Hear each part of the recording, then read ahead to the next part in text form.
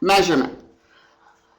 A measurement is basically the process of assigning a value to an observation. So it's actually what we would call a quantitative comparison. Okay, it's a quantitative comparison.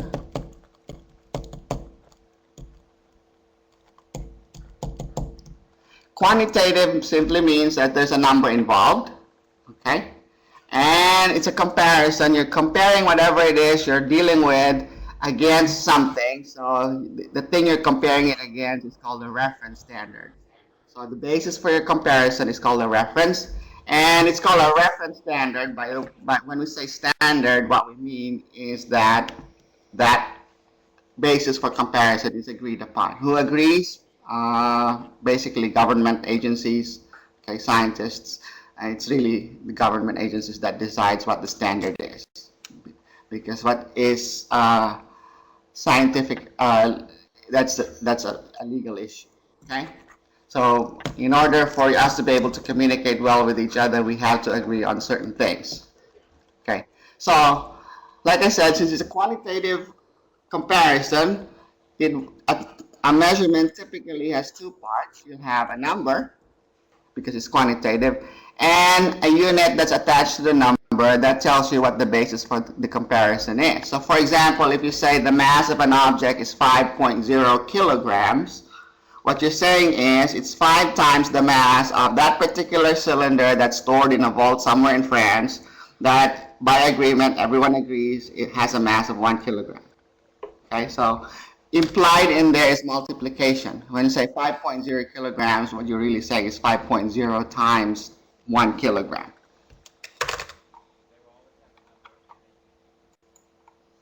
All right. Now, when doing scientific work, we need to make sure that our measurements are reliable. And so there are two ways we can describe the reliability of our measurements. We can talk about a measurement's accuracy or its precision. Okay? Accuracy and precision tend to be used interchangeably, but they're not the same. Accuracy is a measure of correctness, whereas precision has to do with reproducibility or consistency of results. Okay? Now, for good, reliable measurements, you want to be precise. You need precision. You need to be consistent if you want to be correct. But it is possible to be consistently wrong. Okay? So you can be precisely inaccurate. How do we determine the accuracy of our measurement? Well, you need to know what the correct value is, and all you have to do is calculate what's called the error. It's just the difference between what you measured and the correct value. And so that's what you would call your absolute error. If that's positive, then that means your measured value is higher than your correct value. And if that's negative, then that means it's lower than your correct value. Okay? If you take the ratio of the absolute error to the correct value, so you take absolute error divided by the correct value, you get what's called your relative error, and you can express that as a percentage. So if we multiply the relative error by 100%, you get what's called percent error. Now the question is, if we all... So let's look at this example right here. Let's say in a practical exam in the lab, a student was given a tablet that had 250 milligrams of ascorbic acid. That's vitamin C. And the student did the experiment. It's called an analysis. And he determined the ascorbic acid content to be 225 milligrams. How do you calculate your absolute error? Absolute error will just be the correct value, the measured value, which is 225 milligrams, minus the correct value, which is 250 milligrams. And so that gives you an error of negative 25 milligrams. So that means you're 25 milligrams too low compared to the correct value. How do you calculate your percent error or relative error? You would say 25 milligrams divided by, so that's the error. My pen doesn't seem to be lined up correctly with my tablet. So 25 milligrams out of 250. You'll notice the bottom number is the correct value. Okay? Multiplied by 100%. So what is that? 25 out of 250. That's 10%, right? So that's 0.10 times 100. Your percent error is 10%, or your relative error is 10%. So that's something that you'll be doing a lot in the lab when you're making measurements. Okay, you need to assess the accuracy of your results to partly determine its reliability. Now, what are the correct values? Well, the correct value is either something that's defined. For example, the speed of light is well defined. We know exactly what it is. We agreed what it's going to be. So if you're going to try to measure the speed of light, there's a defined value for it. It can be a literature value. A literature value is, so a defined value is agreed upon, okay? Anything that's defined is agreed upon. You just say that's it, okay? Literature value is something that is a measurement that's been reported by somebody else who's reputable. It's been published, okay? So in a reputable publication. Sometimes we can take the correct value as a theoretical value. That's a value that's predicted by a well-established theory. So those are three different kinds of correct values that we can compare our measurements against for accuracy, okay? Now the question is, if we already know something, why bother measuring it? Well, as you've seen earlier, one reason you might want to do that is you want to test the competency of the person doing the measurement. Okay, you want to make sure that the student, for example, has the right skills, has learned the proper skills for doing a certain type of measurement. A second reason is you want to make sure that the instruments you are using are properly calibrated, that they're giving you the correct values. Okay, you want to minimize the possibility of errors, and so what you want to make sure is you check every aspect of what you're doing.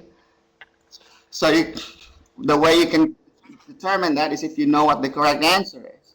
And so when you're calibrating an instrument, you say you're standardizing it. You're comparing it. You can compare it with what we would call standard reference materials. These are materials that are provided by some company, and that it's certified by the company or the manufacturer to meet certain, to give a particular value if used in a certain way on a particular instrument. Okay, and typically there's also standard procedures. These are procedures you have to follow for calibrating your instrument. Now, what's the validity? What makes us believe that these standards are valid? Well, they're certified by the manufacturer. How does, for example, if I were to use a balance, I want to check if my balance is right. I can use a standard weight to make sure. If I have something that says 1 kilogram, it's certified by the manufacturer to be 1 kilogram. I put it on my balance will say 1 kilogram. How do I know that the manufacturer is right? Well, the manufacturer certifies it. How do they know they're right? They calibrate it against another standard. Okay. So ultimately, all of these are, by the time something gets to you, it's been through a series of comparisons. Ultimately, you can trace all of those comparisons back to some authorized agency. In the case of the United States, that would be the NIST, which is based in Maryland. Okay, that's the National Institutes for Standards and Technology. Okay, so that's one reason why you want to measure something that is known. Now, another reason why we want to measure something that's already known is you want to validate a method that you might want to use for another experiment. Okay, so you might want to use it to measure something that you don't know, but you want to make sure that that method is okay, so you try it on something that's already known. Now, main causes of inaccuracies are called systematic errors, okay? So they're called systematic errors because they have a tendency to be one-sided. They're either consistently low or...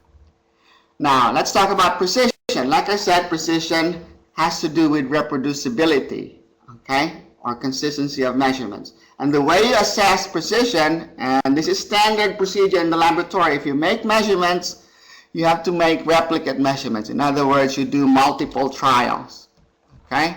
And as much as possible, you want to try to make your measurements the same.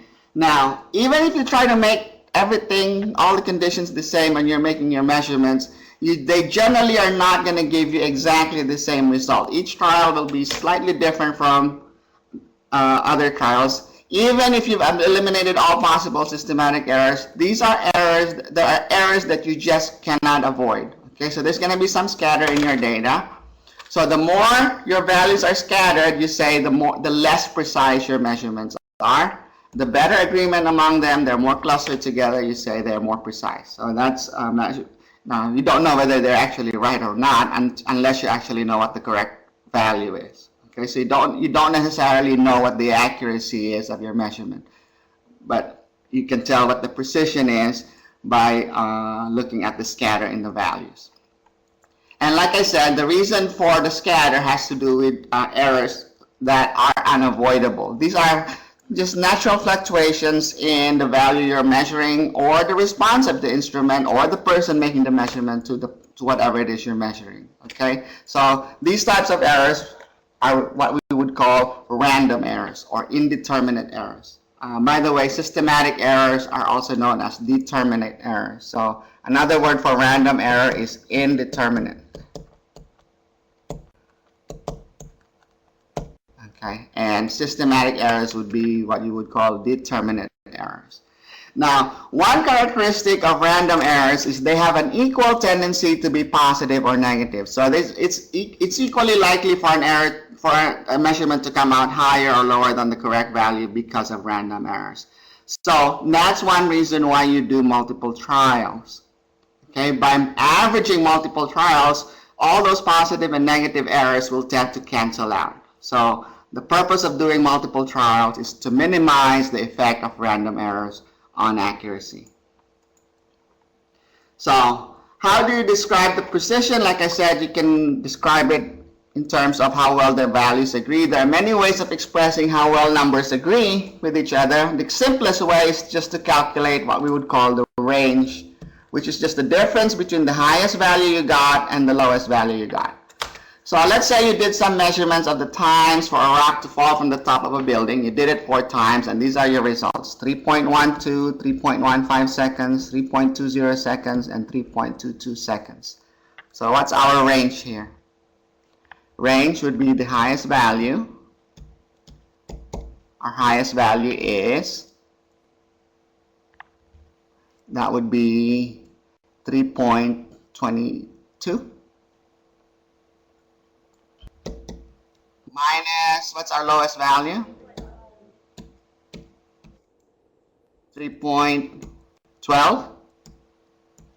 And so our range would be 0.10. Okay, 0.10 seconds. So that gives you an indication of how well the numbers agree. If you get a range of, let's say, 6.5 seconds, then you say that set of measurements would be less precise than this one.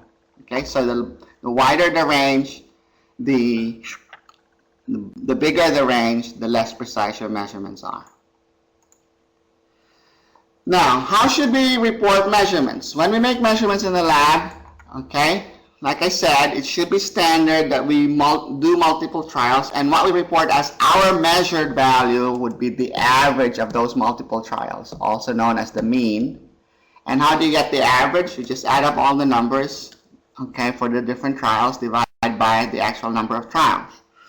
And preferably, if you can, report what's called the uncertainty, okay? So the uncertainty, the simplest way to get the uncertainty would be just take half of the range, okay? And so let's say, going back to the previous one, what's our uncertainty here?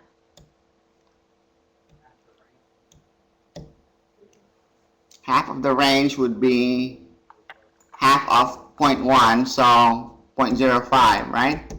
So you say your uncertainty is about 0.05. So if you took the average of those numbers, then you, what was the average of these numbers? Can someone calculate these for me? 3.12 plus 3.15 plus 3.20 plus 3.22.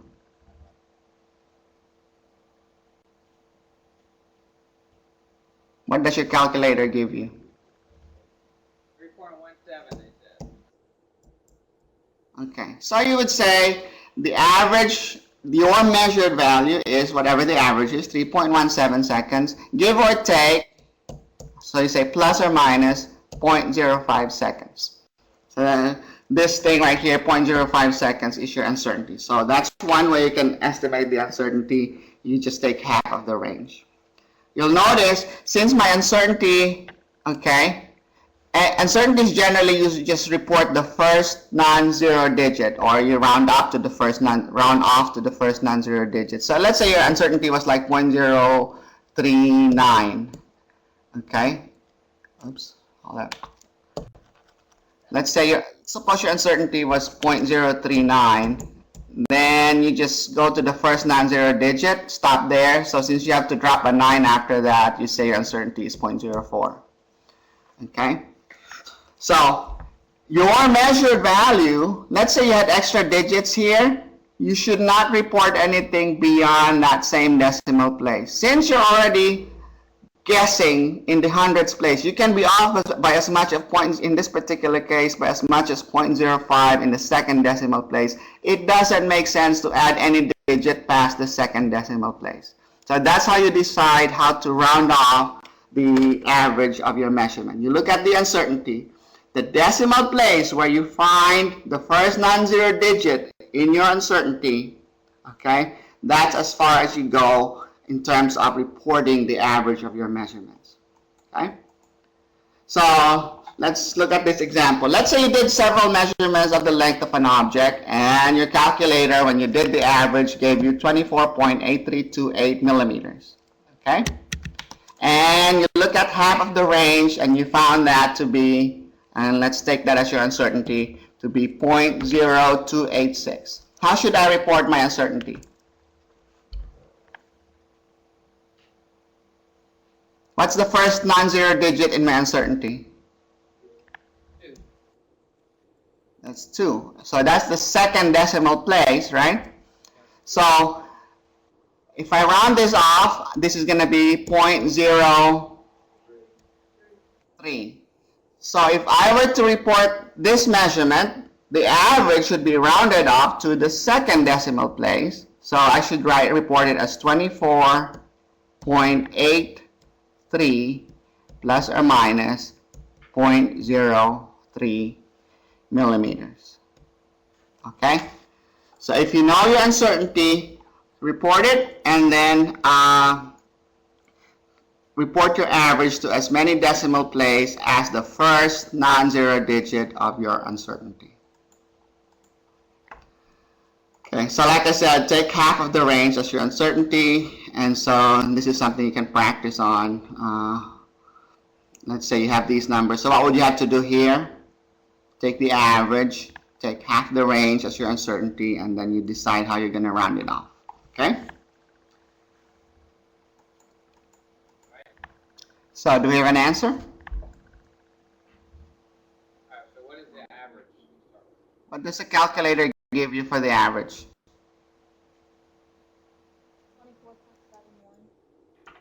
24.71. That's as far as your calculator goes?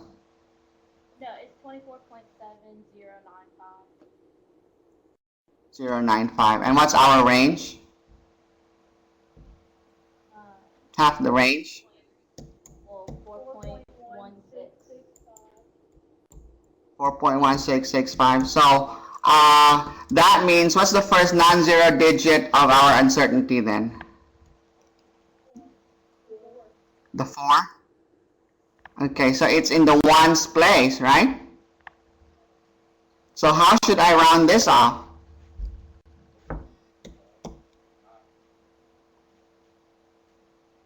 So my uncertainty is 4. Okay, I'm going to round off my uncertainty to just 4. So something plus or minus 4. I can be off by as much as 4 units in the ones place. So my average should be reported as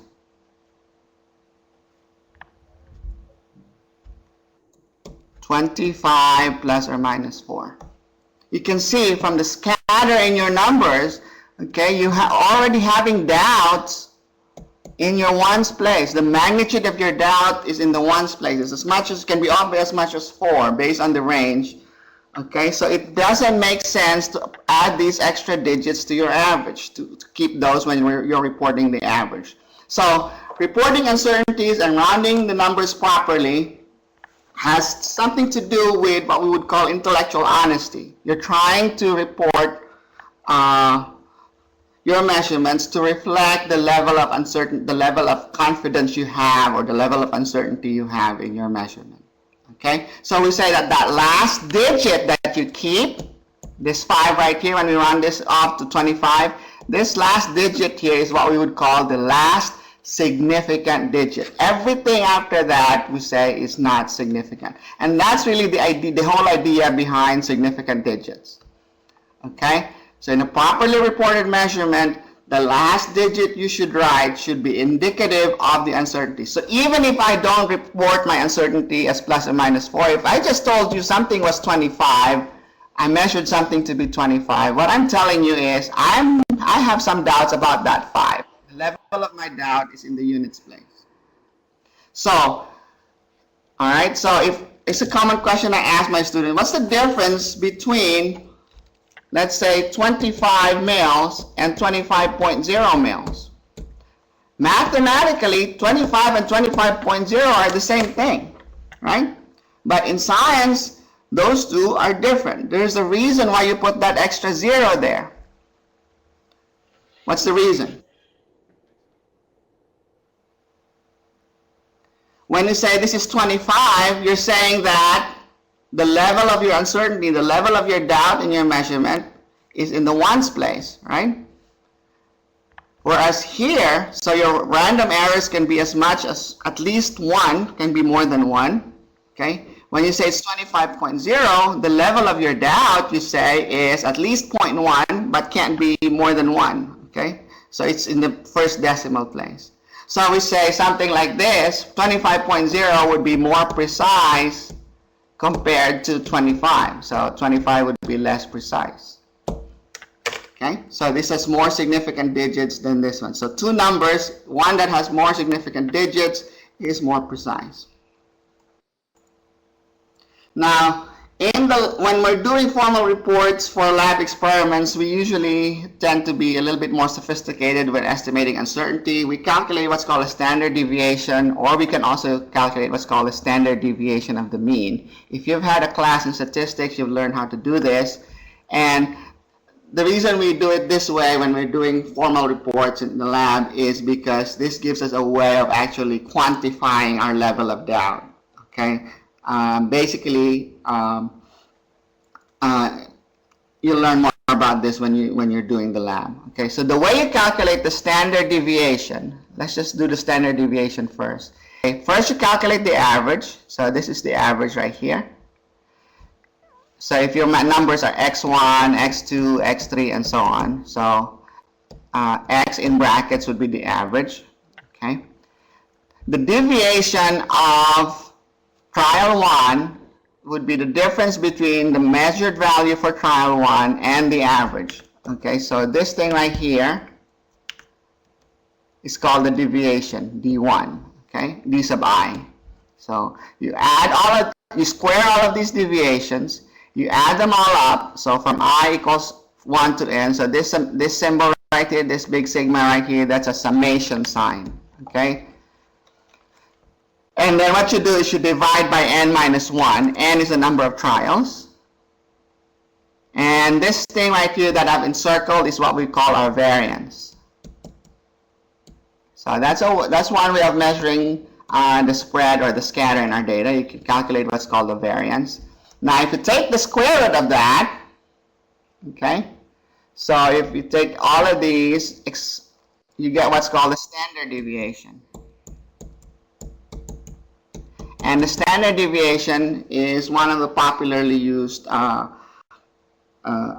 measures of uncertainty that people report. Or you can divide your standard deviation by square root of n. So if you include this extra n down here in your formula, you would have what's called the standard deviation of the mean. Okay, and we're not going to go too deep into this. You'll learn more about this in an advanced lab or in your statistics class. But this is a more sophisticated way of, if you've got the time to actually sit through your data, then this is how you would do it to determine uncertainties. But if you just want to get a rough estimate of the uncertainty, then you can just use half the range. All right, now, you don't always need to quote the uncertainty when you report a measurement, but you have to make sure that every time you omit the uncertainty, and one reason you might want to not quote the uncertainty is if you're really just guessing what it is, you did not really did a thorough analysis of your data, so you just have sort of, or you can't, and you just have a sort of an idea what the uncertainty is, so you don't have to quote it, but the last digit, okay, should reflect the magnitude of the uncertainty for the value that you're going to report. So for example, let's say 25.03, okay, and let's say you measure your measurement is 25.03 plus or minus 0.27. Okay, so your uncertainty is plus or minus is 0.27. If you want to report this without quoting the uncertainty, you would say that's just 25.0. Why is that? Because in your uncertainty, your first non-zero digit is in the tens place right here. So that means that's as far as you should go when you're reporting it. So you should be reporting this as 25.0 plus or minus 0.3. Okay, so if you want to report it without quoting the uncertainty, you should just report 25.0. Okay, so you just report up to the last significant digit, and like I said, the last significant digit is in the decimal place of the first non-zero digit of your uncertainty. Now, some people, and a lot of people in fact, report an extra digit. So it's common to find something like this in publications. For example, you have an uncertainty coded with an extra digit. Instead of just reporting it as plus or minus 0.27, plus or minus 0.3, you might see it reported as plus minus 0.27. That's fine, as long as you're reporting it. It's okay. And one reason people might want to do that is, for example, if this first digit is a 1 or a 2, most people feel more comfortable giving an extra digit. Or if that second digit is like a 5, halfway between two numbers, people like to do that. Like if this was 0.29, people would probably just round it off to 0.2, 0.3. Or if this was 0.21, okay? But that's just, that's useful if, in particular, if you want to be using that number for further calculations, okay? And because you don't want to overestimate your uncertainty. And if you have a number that has an uncertainty in it and you use it in a series of calculations, those round-off errors tend to build up and you overestimate the uncertainty of your calculated results, okay? But if you're just reporting one final value and you're done with it, then just report the last significant digit. Now, what if you were just making individual measurements? How far should you go as far as reporting the measurement? Let's say you have a digital scale. If you notice typically your digital scales will fluctuate. The readout will be fluctuating. And so what you can do is just watch the readout for a while and see you can estimate the range, look at what the highest number is and what the lowest number is in the fluctuation, and then that gives you an idea as to how to report your measurements. You just round off, estimate halfway between the top and the bottom number, okay, and that would be the measurement you're going to report. Now, what if your readout does not fluctuate? Then just report all the digits. In fact, you should add an extra digit of 0 after that. So let's say your readout says 25.0 and it doesn't change, it just stays 25.0. Well, that could mean it's anywhere between 24.95 would round up to a 25, and 25.0504999 would round down to 25.0. So your instrument might be just rounding it off. So it doesn't mean that you have an exact number. It simply means that your instrument is not sensitive enough to detect whatever random fluctuations you have in your measurement. So You could say then that the level of your doubt is in the hundredths place, so it's at least plus or minus 0.05, okay? Half of that last digit, half a unit of the last digit, so you would report it as 25.00. Now, what if you have an analog scale? Then, in that case, an analog scale should allow you have to rely on your eyes to determine where you have to start guessing. So if you want to know what your uncertainty is, it depends on how well you can tell those marks apart. You should at least, the rule of thumb is the uncertainty should be at least a tenth of the interval between the closest marks, adjacent marks, or no more than half the interval. Okay, so that means you can usually go one decimal place beyond what's indicated on the scale. So for, let's say you have a meter stick that has marks that are 1 millimeter apart. Okay, so let's say this is 1 centimeter. 1, 2, 3, 4, 5, 6, 7, 8, 9, 10. That's 2 centimeters. So the measurements are 1 millimeter apart. Okay, let's not confuse ourselves. Let me make this yes. Okay, so this is really, that's fine. Let's keep it that way. So this is really 10 millimeters, right? 1 centimeter is 10 millimeters, and this is 20 millimeters. So the marks are 1 millimeter apart. Okay, let's say I had something that falls over here. What should that reading be? So this is 10 over here, and that's 20 over here. So this is 11, and that's 12. This is 13, that's 14, and that's 15 millimeters.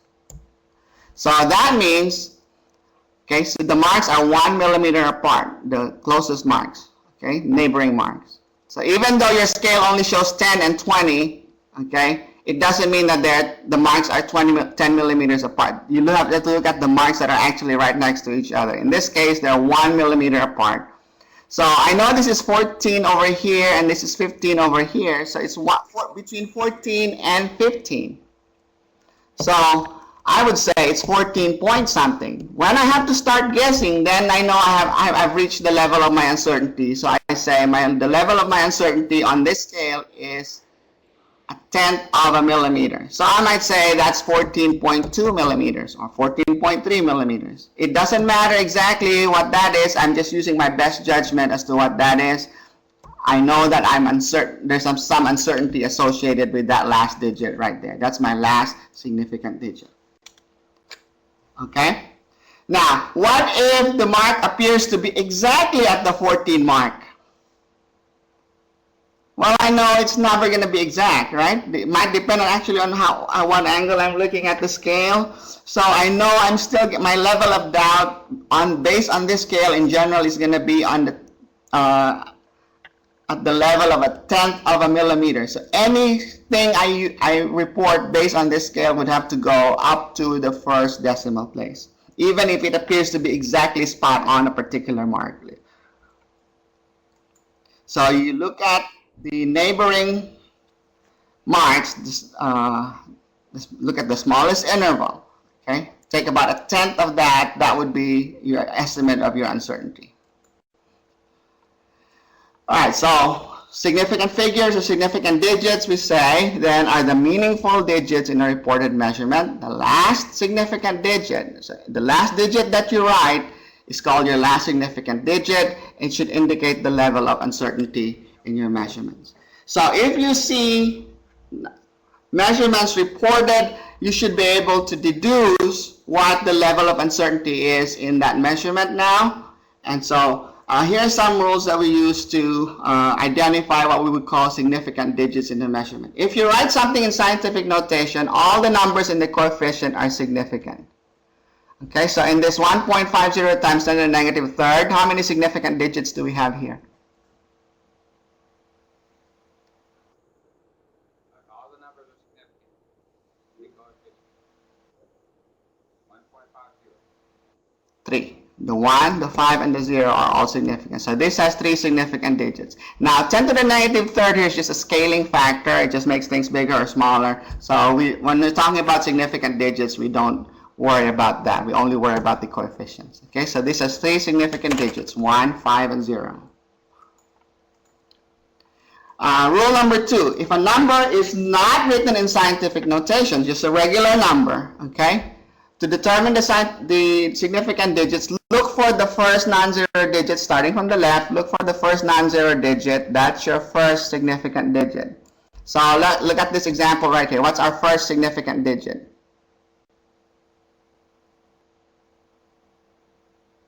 First non-zero number. Okay, so our first significant digit's that 2 right there. Okay, everything after that,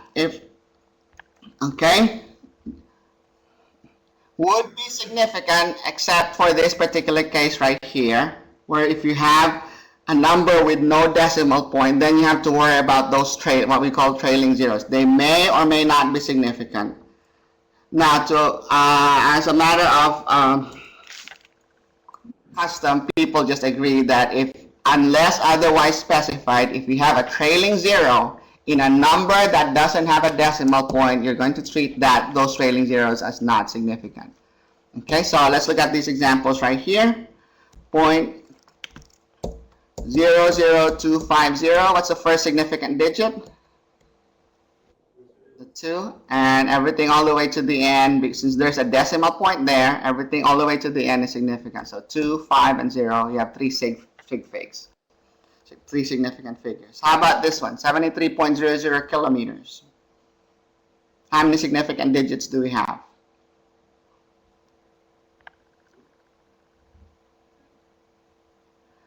Do you see a decimal point? They're saying 2. Oh, it's 4. It's 4. There's a decimal point. Okay. So starting with the first non-zero digit, that's 7. 73.00. 7 is the first significant digit. Everything after that is significant since there's a decimal point. So there's 4 significant digits. 4 significant figures. How about this last one?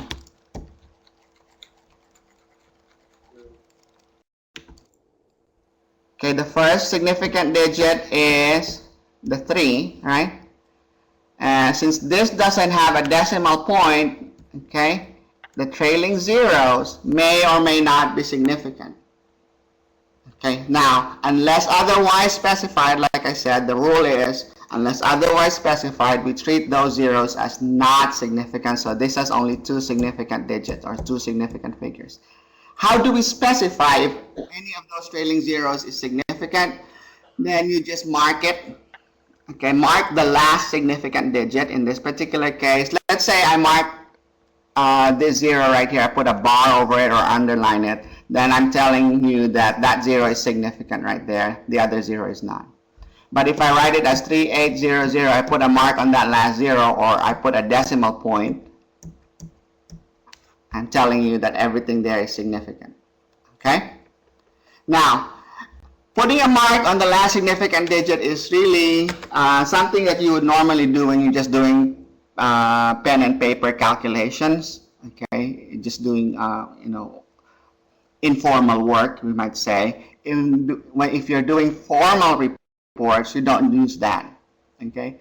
In order to avoid any ambiguity, what you do is you write your measurement. If there's a possibility of an ambiguous case like this, when you report your measurement in scientific notation, because when you do it in scientific notation, every digit there is going to be significant. There's no uncertainty there at all as to whether it's significant or not. Okay? So to avoid ambiguity, try not to report numbers with trailing zeros if it has no decimal point. So for example, let's look at this one. Let's say you have 3800.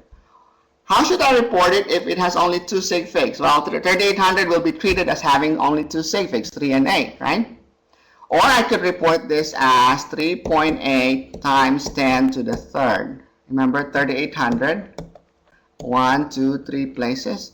So 3.8 times 10 to the third milligram. Now there is no ambiguity here. I know that the 3 and the 8 are significant because I've written it in scientific notation. What if I want to tell my reader that there are 3 significant digits here? How should I write it? If there's 3 significant digits, I write it as 3.80 times 10 to the third milligram. That's still 3,800, but now I'm clearly saying that I have 3 significant digits in that measurement. Okay. What if I want to report it to 4 significant digits? What if I'm telling my reader that it's more precise than that? Okay, that my uncertainty is actually in that ones place.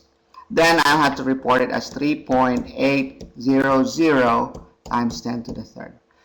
So the nice thing about numbers that have a decimal point, any zeros you add to the right of your decimal point, okay, doesn't change the value of the number, but it changes the perception of what the precision is of your reported value. Okay, and here's a video that you might be interested in watching.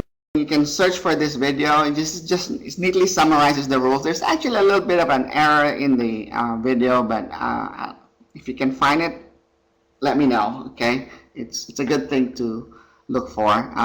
Let me show you that on YouTube. I don't think I'd be able to transmit the audio. I'm having trouble getting that done. So I'm just going to show you the video, and you might be able to figure out what's going on based on just the video without the audio.